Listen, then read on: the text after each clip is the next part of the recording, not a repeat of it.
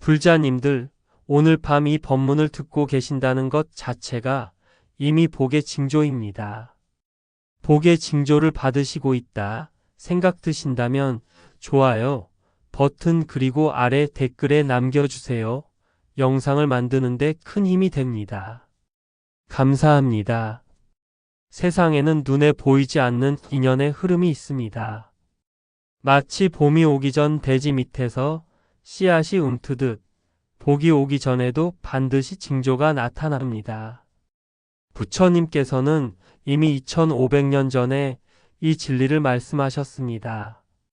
오늘 밤 여러분의 삶에 나타나고 있는 5가지 복의 징조를 함께 살펴보겠습니다.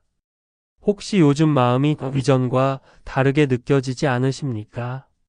작은 일에도 감사하게 되거나 화가 잘 나지 않거나 남의 허물이 덜 보이지 않으십니까? 그것이 바로 복이 오는 첫 번째 징조입니다. 법우님들 잠시 자신을 돌아보십시오. 지난 몇 달 동안 마음의 변화가 있었는지 말입니다. 복은 갑자기 하늘에서 떨어지는 것이 아닙니다.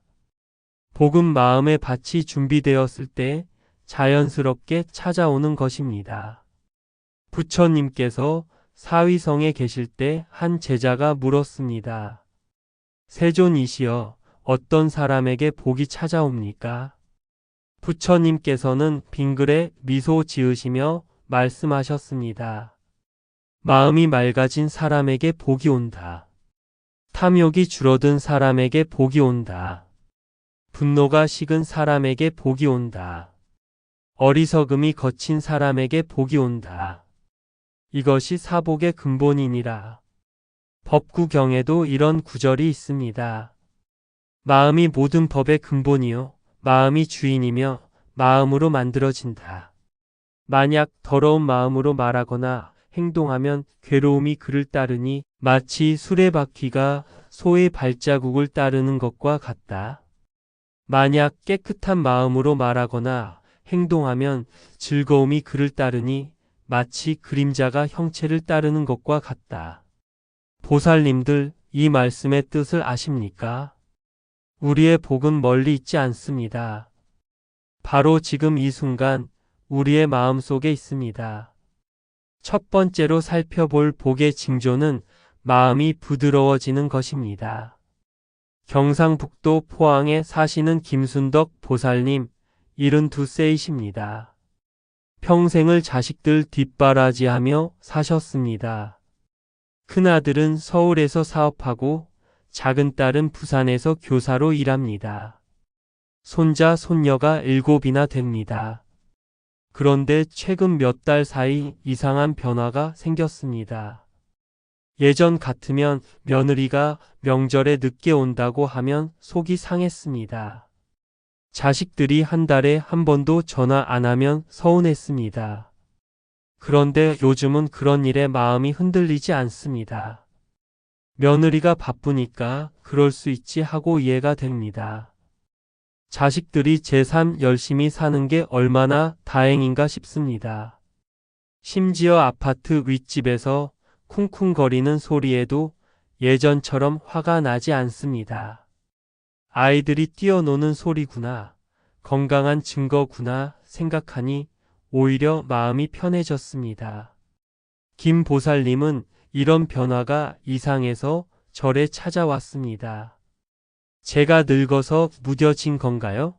아니면 병이 든 건가요? 스님께 여쭤보니 스님이 웃으시며 말씀하셨습니다. 보살님, 그것은 병이 아니라 약입니다. 마음이 부드러워지는 것은 복이 오는 첫 번째 징조입니다. 탐진치 삼독이 줄어들고 있다는 증거입니다. 곧 큰 복이 찾아올 것입니다. 그로부터 2달 후 정말로 김보살님께 복이 찾아왔습니다. 서울에 있던 큰아들이 사업을 정리하고 포항으로 내려왔습니다.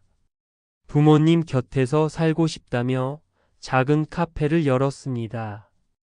김보살님은 날마다 손자들과 함께 시간을 보냅니다. 부산에 있던 작은 딸도 자주 찾아옵니다. 이전에는 어머니가 서운한 말씀을 많이 하셔서 부담스러웠는데 요즘은 어머니가 너무 편안하시다고 합니다. 불자님들 이것이 무엇입니까? 마음이 부드러워지니 복이 온 것입니다. 원효 대사께서 말씀하셨습니다. 일체유심조 모든 것은 마음이 만드는 것이다. 마음이 화평하면 세상이 화평하고 마음이 청정하면 세상이 청정하다. 우리가 복을 구하려고 백리 길을 걸어갈 필요가 없습니다. 우리가 복을 얻으려고 천번 절을 할 필요도 없습니다. 다만 마음을 부드럽게 하면 됩니다. 탐욕을 조금 내려놓고 분노를 조금 가라앉히고 어리석음을 조금 걷어내면 됩니다. 그러면 복은 저절로 찾아옵니다. 법우님들 자신을 돌아보십시오. 요즘 예전보다 화가 덜 나지 않으십니까? 작은 일에도 감사하는 마음이 생기지 않으십니까? 남의 허물이 예전보다 덜 보이지 않으십니까? 그렇다면 축하드립니다. 복이 오는 길목에 서 계신 것입니다. 화엄경에 이런 구절이 있습니다. 마음이 화가의 붓과 같아서 온갖 세간을 그려낸다. 오온이 다 그러하니 마음에서 나오지 않음이 없다. 마음이 부처를 그리면 부처가 되고 마음이 지옥을 그리면 지옥이 된다. 보살님들, 우리의 마음이 지금 무엇을 그리고 있습니까? 불평을 그리고 있습니까? 감사를 그리고 있습니까? 원망을 그리고 있습니까? 자비를 그리고 있습니까? 마음이 부드러워지는 것, 이것이 복의 첫 번째 징조입니다. 두 번째로 살펴볼 복의 징조는 주변 사람들이 모이기 시작하는 것입니다. 복이 있는 사람 곁에는 사람이 모입니다. 그것도 좋은 사람들이 모입니다. 이것은 자연의 이치입니다. 꽃이 피면 나비가 모이고 샘물이 솟으면 짐승들이 모입니다. 대구에 사시는 박영수 거사님 68세이십니다. 작은 식당을 운영하셨는데 코로나 이후로 장사가 어려웠습니다. 빚도 좀 생기고 건강도 나빠지고 마음도 우울해졌습니다. 그러던 어느 날 새벽에 절에 다녀오기로 결심했습니다. 처음에는 힘들었습니다. 추운 겨울 새벽 4시에 일어나 절에 가는 것이 쉽지 않았습니다. 하지만 한 달, 2달 계속하니 마음이 달라졌습니다. 새벽 예불을 드리고 나면 하루가 가벼웠습니다. 장사가 안 되는 것도 그냥 인연이 없구나 하고 받아들여졌습니다. 손님들에게도 더 친절해졌습니다. 억지로 미소 짓는 것이 아니라 자연스럽게 웃음이 나왔습니다. 그러자 신기한 일이 생겼습니다. 단골 손님들이 하나둘 늘어나기 시작했습니다. 새로 이사온 젊은 부부가 찾아왔습니다. 사장님, 여기 음식도 맛있지만 오면 마음이 편해져요. 계속 다니겠습니다. 옆 가게 사장님도 친해졌습니다. 예전에는 경쟁자로만 생각했는데 이제는 서로 도와주는 사이가 되었습니다. 손님이 없을 때는 함께 차 마시며 이야기를 나눕니다. 심지어 몇 년 연락이 끊겼던 옛 친구가 연락을 해왔습니다.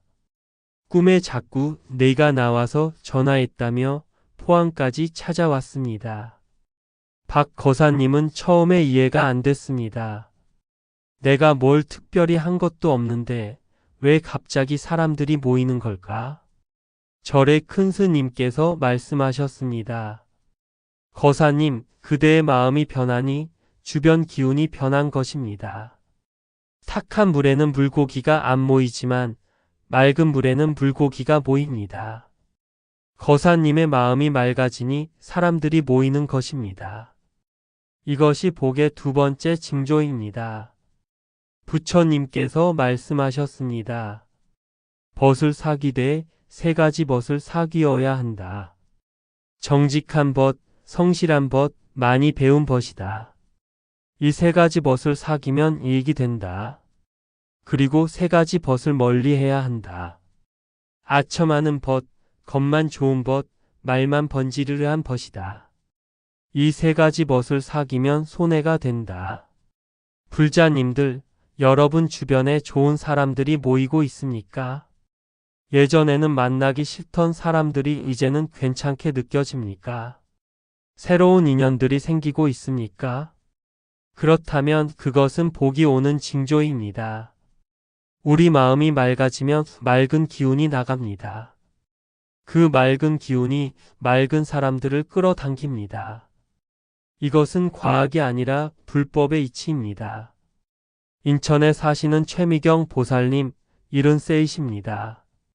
혼자 사십니다. 남편은 10년 전에 돌아가셨고 자식들은 다 미국에 삽니다. 외로웠습니다. 아파트에서 혼자 TV만 보며 지냈습니다. 그러던 어느 날 아파트 게시판에 붙은 공지를 봤습니다. 경로당에서 염주 만들기 수업을 한다는 내용이었습니다. 처음에는 관심이 없었습니다.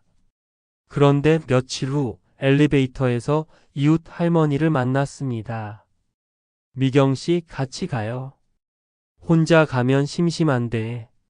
그렇게 시작된 염주 만들기 수업이 최 보살님의 삶을 바꿨습니다. 수업에 가니 비슷한 또래 할머니들이 많았습니다. 다들 외롭게 혼자 사는 분들이었습니다. 염주를 만들면서 이야기를 나누니 마음이 편해졌습니다. 한 할머니가 말했습니다. 나도 불교는 잘 모르지만 염주 만지면 마음이 편해져요. 그 말에 최 보살님도 용기를 냈습니다. 저도 절에 한번 가보고 싶어요. 그렇게 해서 5명의 할머니가 함께 절에 다니기 시작했습니다. 매주 수요일이면 함께 모여 절에 갔습니다. 법문도 듣고 차담도 나누고 점심 공양도 함께 했습니다. 이제는 서로의 생일도 챙기고 아프면 병문안도 갑니다. 혈육보다 더 가까운 법우가 되었습니다. 최 보살님은 말합니다. 예전에는 외로워서 자식들 보러 미국 가고 싶었는데 이제는 여기가 더 좋아요. 함께 염불하고 기도하는 법우들이 있으니까요. 이것이 복입니다. 좋은 사람들이 모이는 것, 이것이 복의 두 번째 징조입니다. 법정 스님께서 말씀하셨습니다. 인연은 억지로 만드는 것이 아니다. 마음이 준비되면 인연은 저절로 온다. 좋은 인연을 만나고 싶으면 먼저 내가 좋은 사람이 되어야 한다. 보살님들 주변을 돌아보십시오. 좋은 사람들이 가까이 오고 있습니까? 예전에 연락이 끊겼던 사람이 다시 연락해 왔습니까? 새로운 좋은 만남이 생겼습니까? 그렇다면 여러분께 복이 오고 있는 것입니다. 세 번째로 살펴볼 복의 징조는 작은 일에도 감사하게 되는 것입니다. 우리는 큰 복을 바랍니다. 로또에 당첨되고 자식이 성공하고 건강이 완전히 회복되기를 바랍니다. 그런데 부처님께서는 이렇게 말씀하셨습니다. 작은 것에 감사할 줄 아는 사람에게 큰 것이 온다. 작은 복을 알아보는 사람에게 큰 복이 온다. 이것이 우주의 이치이니라. 울산에 사시는 정수진 거사님 65세이십니다. 당뇨가 있고 고혈압도 있고 무릎도 아픕니다. 은퇴 후에 건강이 나빠지니 우울했습니다. 왜 나는 이렇게 아픈 것만 생길까? 남들은 다 건강하게 등산도 다니는데 나만 아픈 것 같았습니다. 그러던 어느 날 새벽에 잠이 깨서 화장실에 갔습니다. 일을 마치고 거울을 보는데 갑자기 생각이 들었습니다. 나는 지금 혼자 화장실에 갈 수 있구나. 옆집 김 씨는 중풍으로 기저귀를 차고 있는데 나는 아직 내 다리로 걷는구나. 갑자기 눈물이 났습니다. 감사했습니다. 아픈 것만 보다가 감사할 것을 발견한 순간이었습니다. 그날부터 정 거사님은 매일 아침 감사 일기를 쓰기 시작했습니다. 오늘 아침에 눈을 떴다. 감사하다. 오늘도 밥을 먹을 수 있다. 감사하다. 오늘도 가족의 목소리를 들을 수 있다. 감사하다. 처음에는 억지로 쓰는 것 같았습니다. 그런데 한 달, 두 달 계속하니 정말로 감사한 일들이 보이기 시작했습니다. 이웃 할머니가 김치를 나눠줬습니다. 감사하다. 아들이 전화했습니다. 감사하다. 오늘 날씨가 좋습니다. 감사하다. 그러자 신기한 일이 생겼습니다. 당뇨 수치가 조금씩 좋아졌습니다. 의사 선생님이 놀라워했습니다. 거사님, 무슨 좋은 일 있으세요? 스트레스 수치가 많이 떨어졌네요. 무릎 통증도 조금씩 나아졌습니다. 예전에는 계단 오르기가 힘들었는데 이제는 천천히 오를 수 있게 됐습니다. 더 놀라운 것은 마음이었습니다. 예전에는 아픈 것 때문에 짜증이 많았는데 이제는 평화로웠습니다. 아파도 괜찮았습니다. 아픈 중에도 감사한 것이 너무 많았기 때문입니다. 부처님께서 말씀하셨습니다. 만족할 줄 아는 사람은 가난해도 부자요. 만족할 줄 모르는 사람은 부자여도 가난하다. 감사할 줄 아는 사람은 병들어도 건강하고 감사할 줄 모르는 사람은 건강해도 병든 것이다. 법구경에도 이런 구절이 있습니다. 건강은 최상의 이익이요. 만족은 최상의 재산이다. 신뢰는 최상의 친구요. 열반은 최상의 행복이다. 불자님들, 우리가 가진 것을 세어본 적이 있습니까? 없는 것만 세고, 아픈 것만 세고, 부족한 것만 세지 않았습니까? 오늘부터 가진 것을 세어 보십시오. 숨 쉴 수 있음을 감사하십시오. 걸을 수 있음을 감사하십시오. 밥 먹을 수 있음을 감사하십시오. 볼 수 있음을, 들을 수 있음을, 생각할 수 있음을 감사하십시오. 서울에 사시는 한명숙 보살님 71세이십니다. 혼자 작은 원룸에 삽니다. 국민연금으로 근근히 살아갑니다. 자식들은 모두 결혼해서 각자 바쁘게 삽니다. 외롭고 힘들 때도 많습니다. 그런데 한 보살님은 매일 웃으며 지냅니다. 복지관 사람들이 물어봅니다. 할머니, 무슨 좋은 일 있으세요? 맨날 웃고 계세요. 한 보살님이 대답합니다. 좋은 일이요? 매일 좋은 일 뿐이에요. 오늘도 눈을 떴잖아요. 좋은 일이에요. 오늘도 해가 떴잖아요. 좋은 일이에요. 오늘도 밥을 먹잖아요. 좋은 일이에요. 오늘도 여러분을 만났잖아요. 좋은 일이에요. 사람들이 웃습니다. 할머니는 참 긍정적이시네요. 한 보살님이 말합니다. 긍정이 아니에요. 사실이에요. 작은 것이 감사한 게 아니라 작은 것이 진짜 큰 것이에요. 숨 쉬는 것보다 큰 게 어디 있어요? 눈 뜨는 것보다 큰 게 어디 있어요? 우리가 이걸 못 알아봤을 뿐이에요. 법우님들, 이것이 깨달음입니다. 작은 것에서 큰 것을 보는 것, 이것이 지혜입니다. 평범한 것에서 감사를 찾는 것, 이것이 복입니다.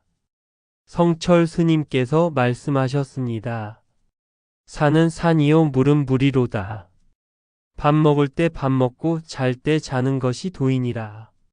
모든 것이 완전한데 무엇을 더 구하는가? 보살님들, 지금 이 순간 감사한 것 세 가지를 떠올려 보십시오. 어렵지 않습니다. 지금 숨 쉬고 있습니다. 하나. 지금 이 법문을 들을 수 있습니다. 둘. 지금 편안히 누워 있을 수 있습니다. 셋. 이것만으로도 충분히 감사합니다. 작은 것에 감사하게 되는 것, 이것이 복의 세 번째 징조입니다. 네 번째로 살펴볼 복의 징조는 과거를 용서하게 되는 것입니다. 우리 인생에는 아픈 기억이 있습니다. 배신당한 기억, 상처받은 기억, 억울한 기억이 있습니다. 그 기억이 마음속에서 계속 우리를 괴롭힙니다. 밤마다 떠오르고 화가 나고 잠을 못 이룹니다. 그런데 어느 날 갑자기 그 기억이 괜찮아집니다. 예전처럼 화가 나지 않습니다. 용서는 아니더라도 내려놓게 됩니다. 이것이 복이 오는 네 번째 징조입니다. 부산에 사시는 이영애 보살님 69세이십니다. 30년 전 남편이 바람을 피웠습니다. 남편은 곧 돌아왔지만 이 보살님의 마음은 치유되지 않았습니다. 30년이 지났지만 그 상처는 여전했습니다. 남편을 볼 때마다 그때 일이 떠올랐습니다. 화가 났고 억울했고 서러웠습니다. 밤에 잠을 못 잤습니다. 남편은 모르는데 혼자 고통받았습니다. 건강도 나빠졌습니다. 우울증 약도 먹고 불면증 약도 먹었습니다. 그러던 어느 날 절에서 법문을 들었습니다. 큰 스님께서 말씀하셨습니다. 용서는 상대방을 위한 것이 아닙니다. 용서는 나를 위한 것입니다. 상대방은 이미 그 일을 잊고 편하게 살고 있습니다. 혼자 고통받는 사람은 용서하지 못한 나 자신입니다. 용서는 상대방을 풀어주는 것이 아니라 나를 풀어주는 것입니다. 그 말씀을 듣는 순간 이 보살님은 깨달았습니다. 30년 동안 내가 나를 가두고 있었구나. 남편을 벌주려다가 나를 벌주고 있었구나. 그날 밤 이 보살님은 처음으로 편하게 잠들었습니다. 용서한 것은 아니었습니다. 다만 내려놓았습니다. 이제 그 일로 나를 괴롭히지 않기로 했습니다. 신기하게도 그 후로 모든 것이 좋아졌습니다. 우울증이 나았습니다. 불면증도 나았습니다. 남편과의 관계도 편해졌습니다. 남편이 말했습니다. 당신 요즘 표정이 밝아졌어. 무슨 좋은 일 있어? 이 보살님이 웃으며 대답했습니다. 응, 좋은 일 있어. 내가 나를 용서했어. 부처님께서 말씀하셨습니다. 원한은 원한으로 풀리지 않는다. 오직 원한을 버림으로써만 원한이 풀린다. 이것이 영원한 법이니라. 법구경에 나오는 유명한 구절입니다. 광주에 사시는 김철수 거사님 67세이십니다. 형제간의 재산 문제로 싸웠습니다. 15년 동안 연락을 끊고 살았습니다. 명절에도 따로 차례를 지냈습니다. 어머니가 돌아가실 때도 장례식장에서 서로 마주치지 않으려고 시간을 따로 정했습니다. 김 거사님은 마음이 아팠습니다. 동생이 미웠지만 동시에 보고 싶기도 했습니다. 어렸을 때 같이 놀던 기억, 같이 학교 다니던 기억이 떠올랐습니다.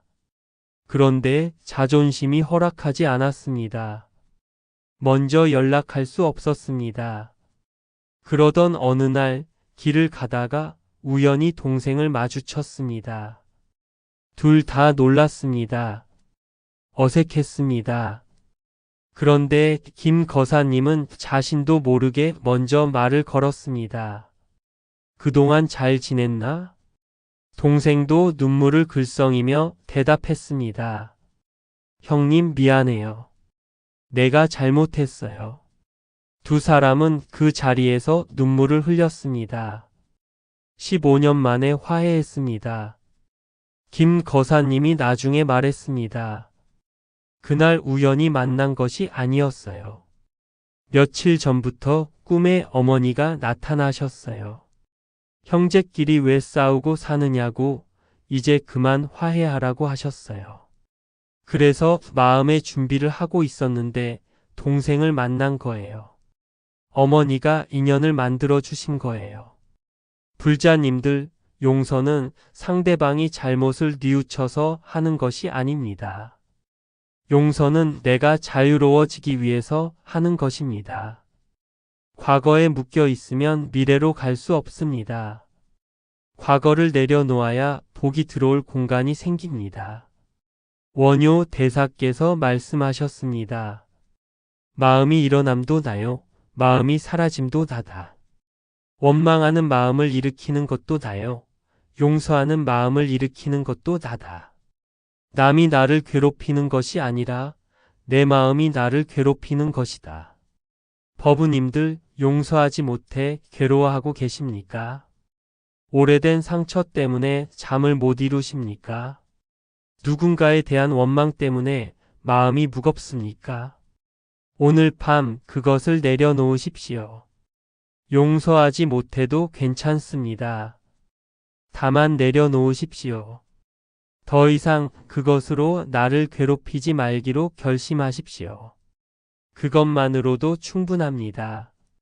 그러면 복이 들어올 공간이 생깁니다.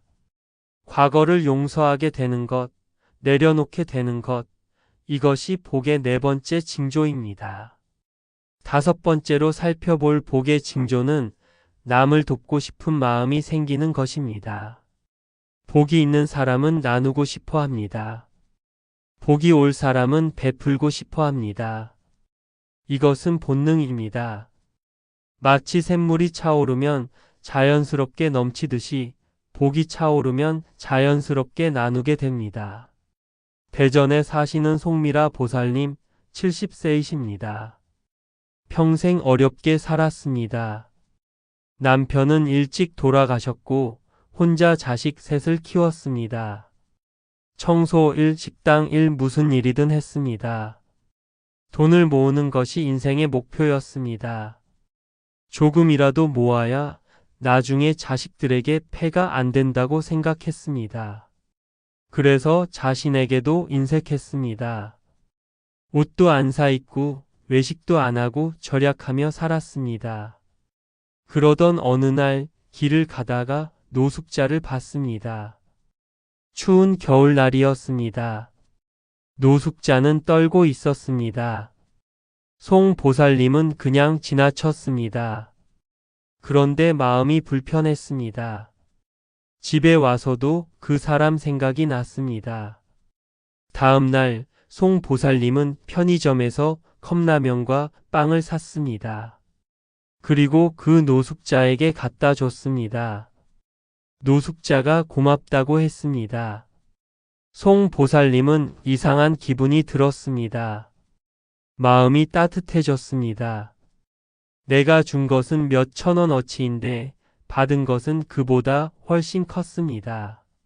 마음의 평화를 받았습니다.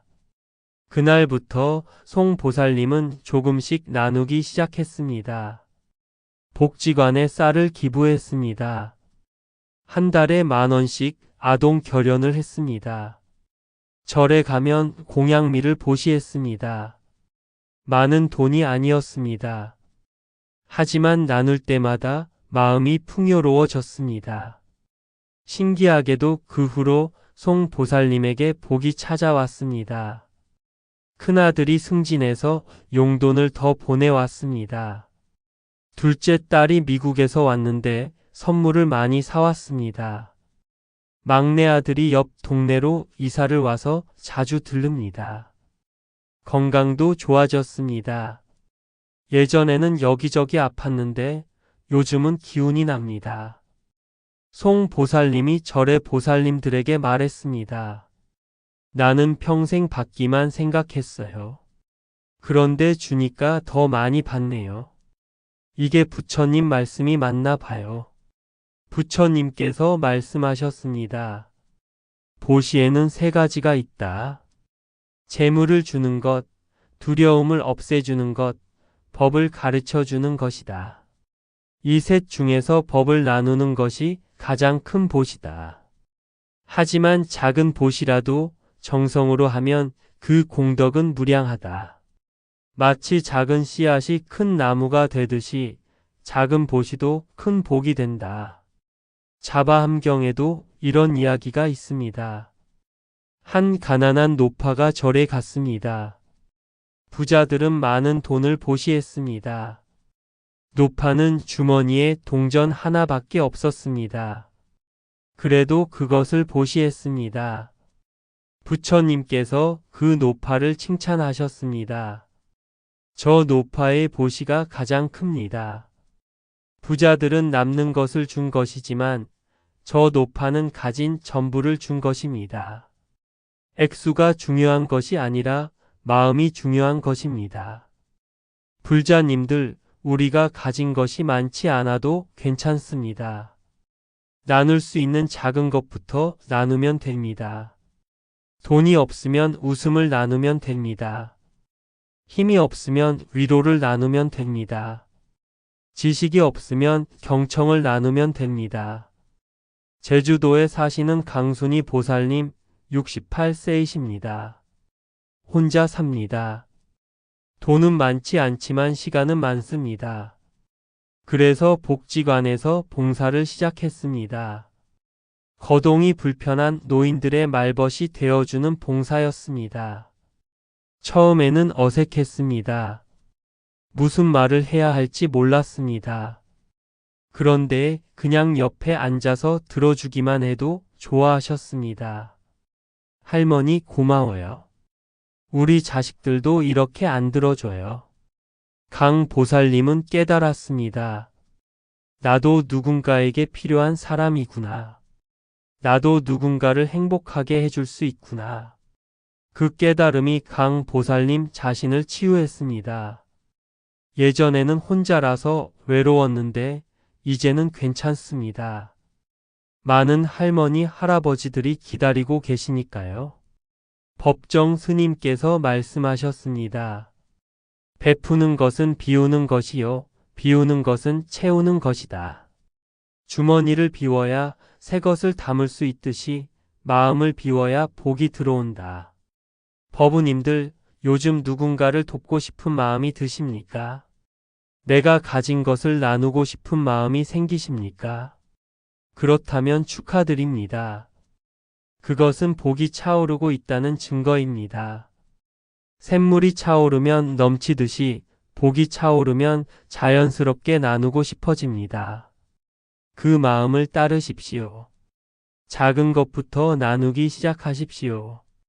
그러면 더 큰 복이 들어올 공간이 생깁니다. 남을 돕고 싶은 마음이 생기는 것, 이것이 복의 5번째 징조입니다. 보살님들, 오늘 밤 우리는 복이 오기 전에 나타나는 5가지 징조를 함께 살펴보았습니다.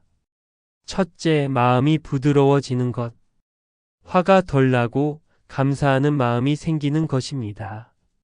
둘째, 주변에 좋은 사람들이 모이는 것. 새로운 인연이 생기고 옛 친구가 다시 연락하는 것입니다. 셋째, 작은 일에도 감사하게 되는 것.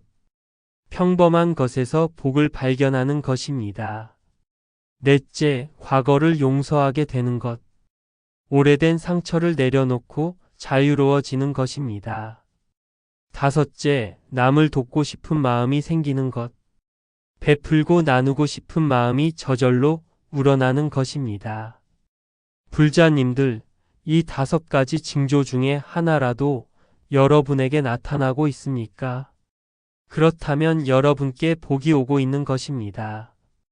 복은 갑자기 하늘에서 떨어지지 않습니다. 복은 마음이 준비되었을 때 찾아옵니다. 우리가 복을 얻으려고 애쓸 필요가 없습니다. 다만 마음을 맑게 하고 감사하며 살고 자비롭게 행동하면 됩니다. 그러면 복은 저절로 찾아옵니다. 부처님께서 말씀하셨습니다. 마음을 잘 다스리는 사람에게는 복이 따라온다. 몸을 바르게 하는 사람에게는 복이 머문다. 말을 선하게 하는 사람에게는 복이 쌓인다. 이것이 복의 근본이니라. 오늘 밤 이 법문이 여러분의 마음에 작은 씨앗이 되기를 바랍니다. 그 씨앗이 자라서 큰 복의 나무가 되기를 서원합니다. 오늘 밤 이 법문을 들으신 모든 불자님들, 법우님들, 보살님들께 무량한 복이 함께 하시기를 기도드립니다. 이 법문의 공덕을 일체 중생에게 회향합니다. 모든 중생이 고통에서 벗어나 행복하기를 서원합니다. 여러분이 이 법문이 도움이 되셨다면 좋아요를 눌러주시고 댓글로 여러분의 복 이야기를 나눠주십시오. 구독과 알림 설정도 부탁드립니다. 여러분의 수행에 작은 보탬이 되고자 매일 법문을 올리고 있습니다. 나무 석가모니불, 나무 아미타불, 나무 관세음보살, 편안한 밤 되십시오. 오늘 밤도 부처님의 자비가 여러분과 함께 하시기를 기도합니다.